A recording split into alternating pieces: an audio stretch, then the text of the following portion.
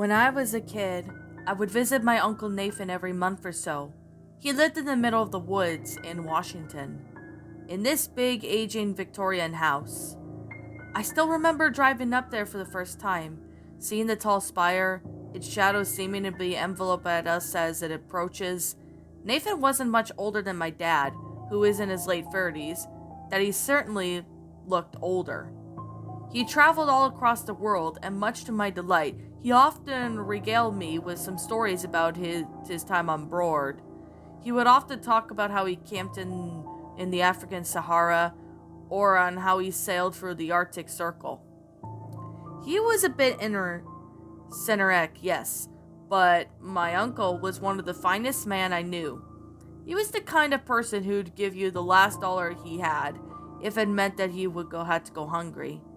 He had always talked about the people he met or the culture he had experienced. Oftentimes, while we fished for cod by the nearby river, Nathan would always talk about the old phrase, walk a mile in another man's shoes, and how I should always see both perspectives. He was a good man, and even today, I respect him infinitely. There was one night, though, that stands out the memory of him. I was 8 at the time, and the two of us had just finished working at Nathan's old Jeep. The sun was about out of sight, peeking over the mountains and casting the orange hue across the sky.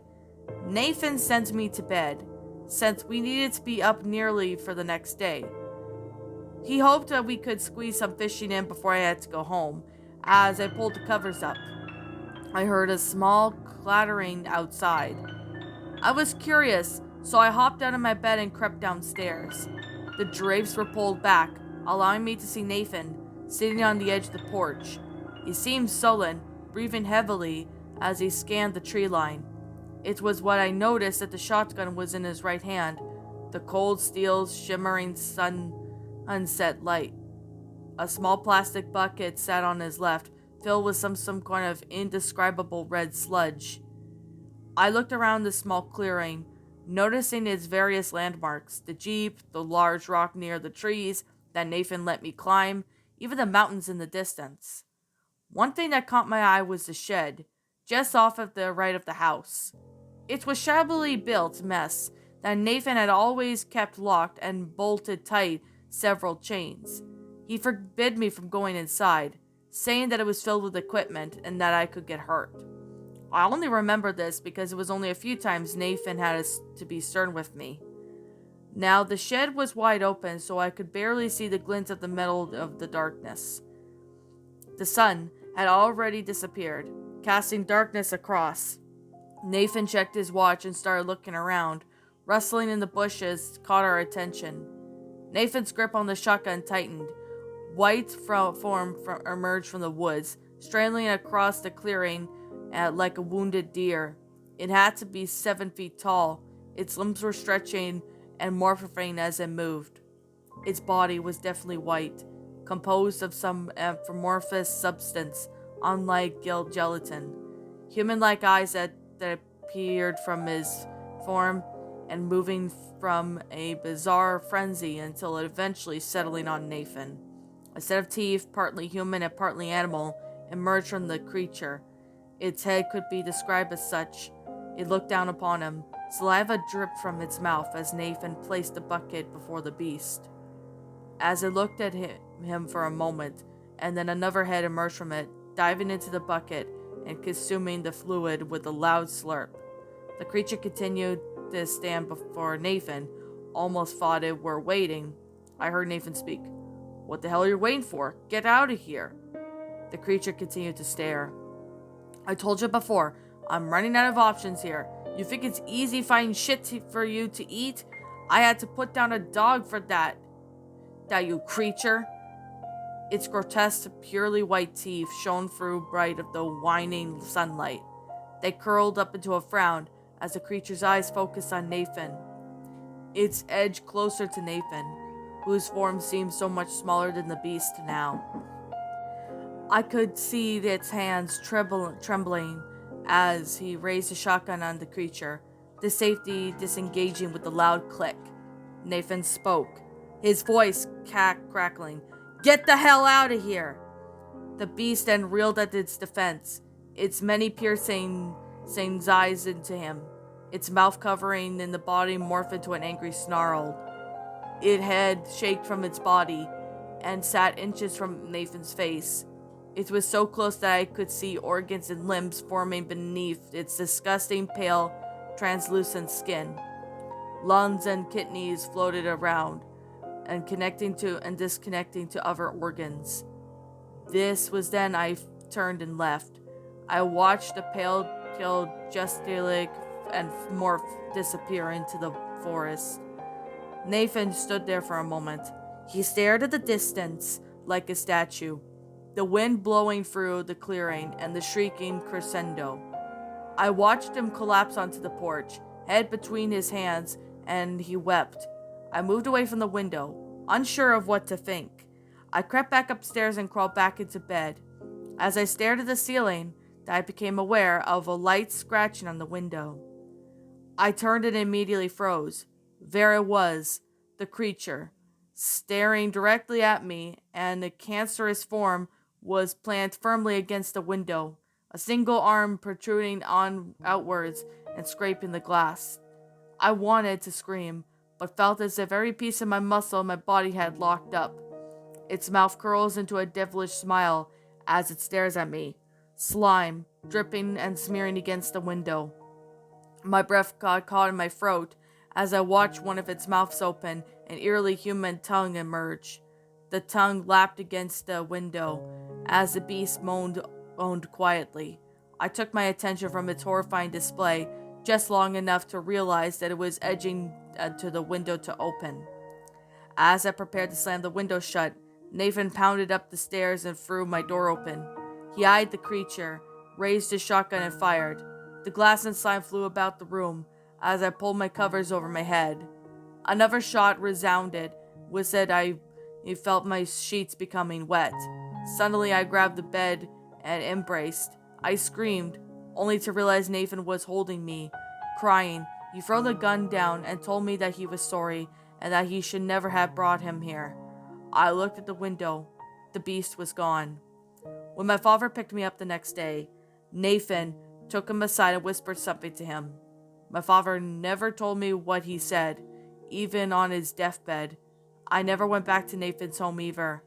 I went on with my life. I moved out, got a girlfriend, started going to college. I never really thought of much of this experience. I figured that it was some kind of bizarre night terror. However, one day I was with a mother or for a family gathering, and the topic of my uncle came up. When I asked her about him, she unceremoniously told me that he died.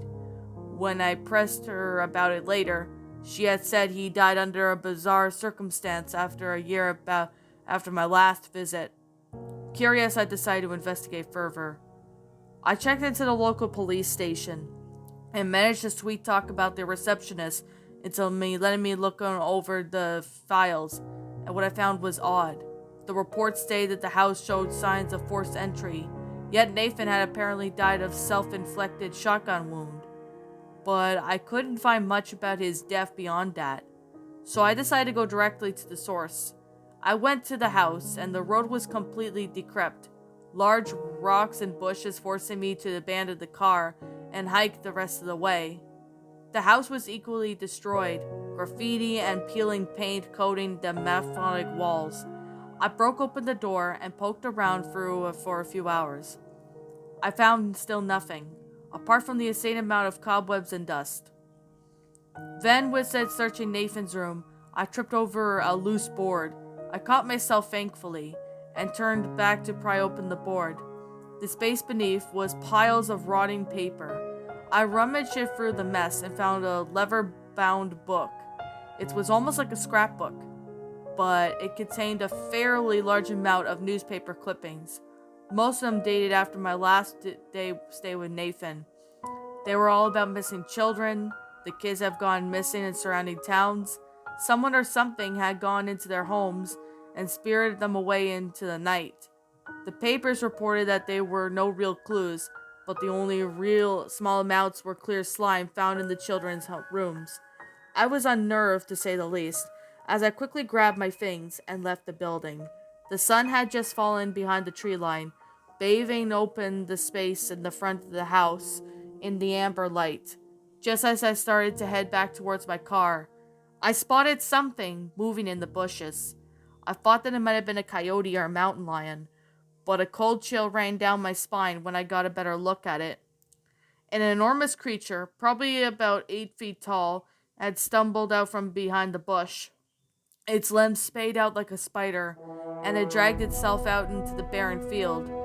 Then a worm like head emerged from it, and it then turned towards me. A pair of pearl white teeth, curling into a vicious smile as I looked over the rest of its body. I saw that the creature was attached to the end of a large tentacle-like appendage that had trailed deep into the woods. I could only see something beneath the translucent skin, something eerily human. I tried to tell myself that it wasn't moving, and I tried to forget the muffled screams. The two of us just stood there, staring down at one another. I finally broke from my paralysis and ran down the trail, almost tripping and braining myself along the way. I couldn't tell if it was following me, but I wasn't keen on finding out. I eventually made it back to the car and drove home. Once I pulled into the driveway, I just collapsed against the wheel and started crying. For about a week, I couldn't go outside. I was just complete wreck. I couldn't stand the idea of the same way Nathan did. Consider calling the cops, but I knew that they would just think I was insane. I can't go into the forest anymore, and even when I'm near one, I can't shake the sense of that I'm being watched. I'm still not really sure what I encountered, nor do I have any intention on ever finding out. While I have considered the idea of returning to try and kill the creature, I have a little doubt of suffering the same fate as my uncle. The old Victorian was destroyed along with the half of the woodlands and a massive forest fire. I hoped that maybe the creature had been killed. But when I turned on the news this morning, 3 children were stolen from their homes in that night. The police were baffled. No fingerprints, no DNA, nothing. The only thing they could find was translucent slime slathered on the children's windows. And that, my little pretties, was a childhood memory. A creepypasta written by CtrlAltDelete. Well, that's actually a pretty interesting username. I've never came across a username like that before. My final thoughts of this story? Well, I gotta say, this is actually a pretty good creepypasta. Like, I've actually heard of this story from a few people, such as Silver's Stories and Creeperoni. So I decided, you know what, I'll go ahead and narrate this story. So, what did I honestly think of this story? Well, it's a good one. I mean, I'm definitely saying that because basically it involves the protagonist going to, well, the house of where his grandpa, well, not grandpa, but uncle used to work at when, well, used to live at, when all of a sudden this creature, whatever it is, kills him from after the protagonist has lost last visit. I mean, I kind of really liked the whole idea of the concept, but it's a pretty decent for a first attempt on doing the creepypasta for itself. Like, I mean, the author's note does say that this is his or her first attempt on writing anything resemble creepypasta. So, yeah, I actually do find the grammar to be rather, readable, and same with the sentence structuring, the storyline, everything about it. So I definitely would have to say it's a pretty good story. Like, I mean, the monster, I would have to say, it's pretty interesting for what this one really was, to be honest. Like, I mean, the one thing I would have, a few things, there are a couple things that I do have to say about this story that really does need to be a bit worked on. Now, the monster does seem to be pretty interesting. I'm not going to deny it. I can honestly picture it being an actual monster, although it's a fictional story, but yet again, who really knows? I have a feeling that this is a skinwalker, probably trying to, take a form of a random monster and I think that's what it is. I think it's a skinwalker. But yet again, maybe you guys can leave me, your suggestions on what this creature could actually be, describing it. I mean, the monster does need a bit more build up before showing up, even. I mean, I don't really understand why there was not a lot of build up with the monster. Maybe that's just me, but yeah. I mean, the monster. I really wish there was more build up with the monster of this story. I really do wish that there was more build up of what this monster really is, because that way that would actually help out with the story on, who this monster is.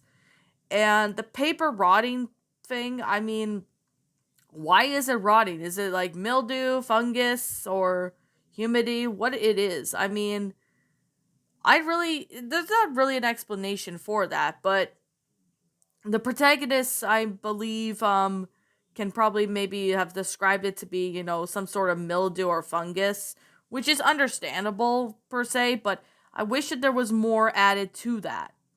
Now, another thing I would have to, say that, the ending of the ending of the story was felt I felt that the ending was a bit rushed per se. Maybe it kind of feels like I don't know. The ending kind of felt that it was a bit quite rushed in a bit, so yeah, the ending was a little flat. I'm just being honest. The ending was not it was flat, but it was all right. But I mean, I really wish the ending would have been a little more satisfying per se. That's just probably me, but like I said before, I don't really know. But like I'm gonna say right now, and like I always continue to say, this is simply my own personal opinion, and if you happen to disagree with me, that's fine too. We're all entitled to our own opinions in regards to these creepypastas, and this is simply my own personal thoughts. My final rating of this story would have to be I'm gonna give this one an 8.5 out of 10. I'm giving it an 8.5 out of 10 because of how good this story is. The build up of this story, the plot line seemed interesting. I do like the concept. The grammar was good, as well as the sentence structuring. Paragraphs do need to be somewhat break up a little bit. That's another thing I forgot to mention, but I mean, maybe that was before, and I think this is just, happened, a while ago or something. Maybe that's just me, but I don't really know. Because I haven't read this story in a while. I think I read it back in 2015, but that was during the time I wasn't really into creepypastas. And one thing I would have to say is that I really wish the monster had more build up, but I also like to wish that I really would wish that the ending wasn't really as flat. I mean, or quite rushed in this sense. If you get the idea. Now, anyways, with that said, what did you guys think about this creepypasta? Did you enjoy it? Did you all not? Also, what you have done personally to help make this story a lot better? Feel free to leave me know what your thoughts are down in the comments below. I'm the Queen of Lions. Thank you so much for watching today's episode. And if you're new to this channel, be sure to like, comment, and subscribe because I make brand new videos every single day. Don't forget to ring the notification bell to when I upload, so that way you guys will not miss an upload. And as always, please roll the outro because I'm out.